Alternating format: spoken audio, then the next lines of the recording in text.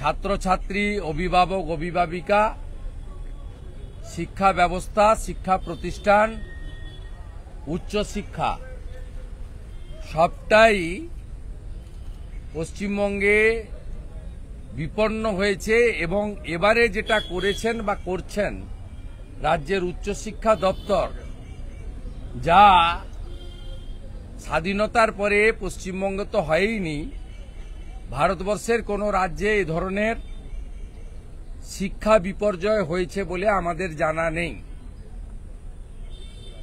আজকে যদি private education system না থাকতো, তাহলে এই যন্ত্রণাটা বা এই সমস্যাটা আপনারা অনুধাবন করতে পারতেন। আমরা পশ্চিমবাংলার পপুলার চ্যানেল এবং প্রিন্ট মিডিয়া, ইউটিউবার, পোর্টাল সকলের কাছেই প্রথমে অনুরোধ করতে চাই, আপনারা এই বিষয়টি নিয়ে যথাযথ গুরুত্ব এবং ফোকাস আপনারা করুন। বিষয়টা আর কিছু নয়, 3 মাস আগে পশ্চিমবঙ্গে উচ্চ মাধ্যমিকের ফল প্রকাশিত হয়েছে। শিক্ষাকে একেবারে তুলে দেওয়া মমতা ব্যানার্জির সরকার, তারা উচ্চ মাধ্যমিক পরীক্ষার পরে উচ্চশিক্ষার ভর্তির প্রসেস সরকারি শিক্ষা প্রতিষ্ঠানে চালু করেনি। দ্বিতীয়ত হচ্ছে জয়েন্ট এন্ট্রান্সের রেজাল্ট প্রকাশিত হয়নি। আপনারা যদি অন্যান্য রাজ্যের খবর নেন, সেখানে উচ্চ মাধ্যমিকের পরে অ্যাডমিশন শেষ হয়ে ক্লাস চালু হয়ে গেছে। জয়েন্ট এন্ট্রান্সের পরে ডাক্তার, ইঞ্জিনিয়ার এবং বিশেষভাবে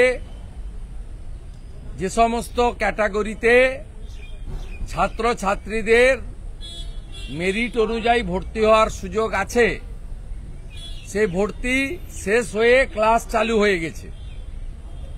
এই ঘটনায় সরাসরি 5 লক্ষ ছাত্রছাত্রী, অভিভাবক, অভিভাবিকা এফেক্টেড হচ্ছে পশ্চিমবঙ্গে। এই রকম একটা গুরুত্বপূর্ণ জ্বলন্ত সমস্যা আমরা রাজ্যের প্রধান এবং একমাত্র বিরোধী দল যারা বিধানসভায় প্রতিনিধিত্ব করি, আমরা চুপ করে বসে থাকতে পারি না। আমরা রাজ্যপাল মহোদয়ের হস্তক্ষেপ দাবি করেছি, কারণ বিকাশ ভবনের কাছে গেলে আমাদেরকে চাংদোলা করে তুলে থানায় নিয়ে যাওয়া হতো। নবান্নর কাছে তো যেতেই দেবে না। অভয়ার মাকে যারা লাঠি মারে, তাদের কাছে নবান্ন যাওয়ার চেষ্টা করেই, যদিও আমরা এমএলএ নির্বাচিত, আমাদের স্টেট সেক্রেটারিয়েট নবান্ন সচিবালয়। কোন রাজ্যে কোন এমএলএ এমপিকে সচিবালয়ে যাওয়ার ক্ষেত্রে দলের পরিচয় দিয়ে যেতে হয় না, কেবলমাত্র পশ্চিমবঙ্গে সেটা হয়। স্বাভাবিকভাবে আমরা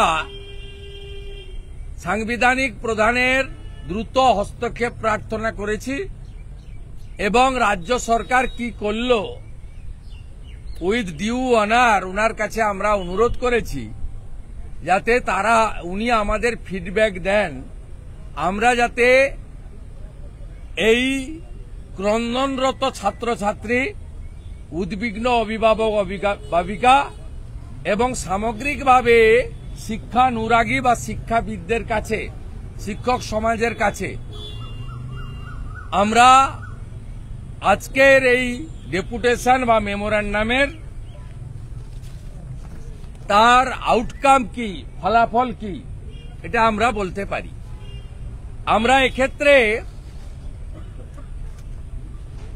দুটি অভিযোগ আপনাদের কাছে করছি। কেন রাজ্য সরকার এই প্রথমবার উচ্চ মাধ্যমিকের ফল প্রকাশের 3 মাসের পরেও ভর্তি চালু করছে না? কেন জয়েন্টের রেজাল্ট পাবলিশ করছে না? এর কারণ আপনাদের কাছে দুটো আমরা তুলে ধরছি।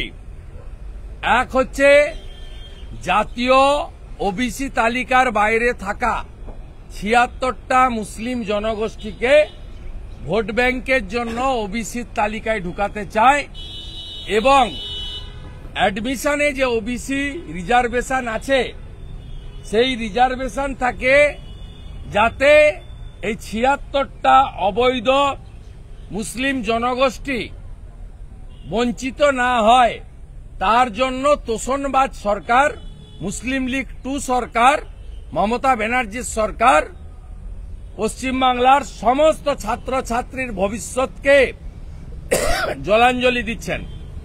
দ্বিতীয় হচ্ছে, গত 2-3 বছরে মমতা ব্যানার্জি চিটফান্ড তো উঠে গেছে অনেক জায়গা থেকেই, ইডি সিবিআই তাদের টাইটে। এখন উনি শিক্ষা প্রতিষ্ঠানে ব্যবসা চালু করেছেন।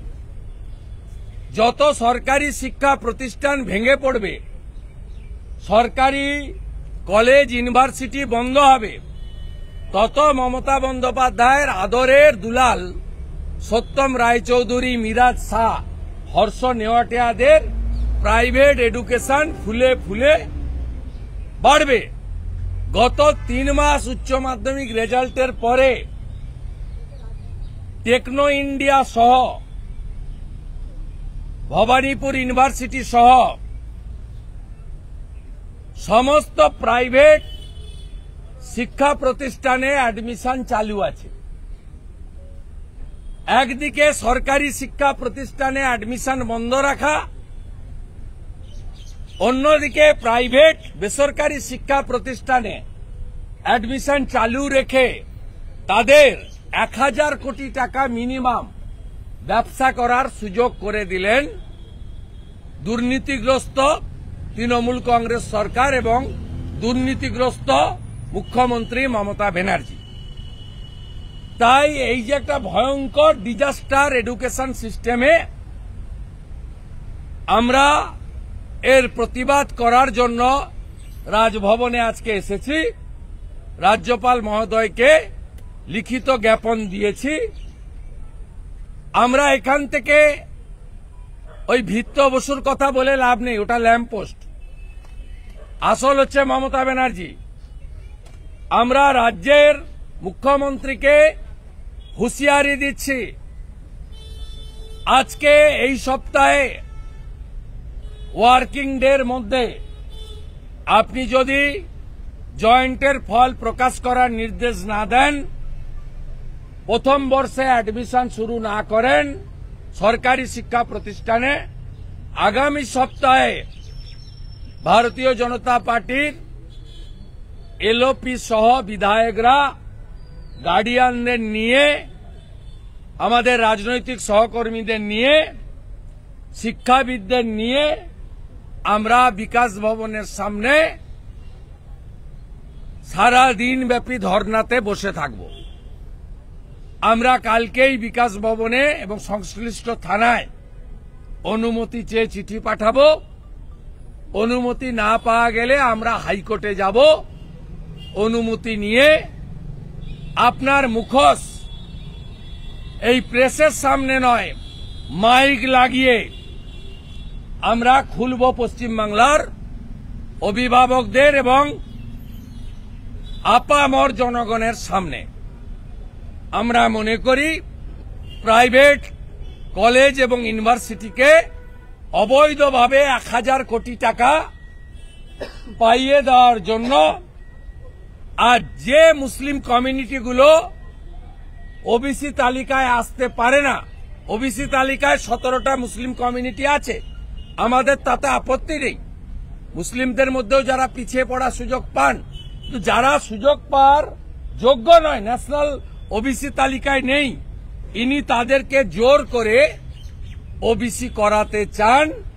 সেই কারণে 5 লক্ষ উচ্চ মাধ্যমিক উত্তীর্ণ ছাত্রছাত্রীর ভবিষ্যৎ এই রাজ্যের মুখ্যমন্ত্রী ধ্বংস করলেন 2025-এ।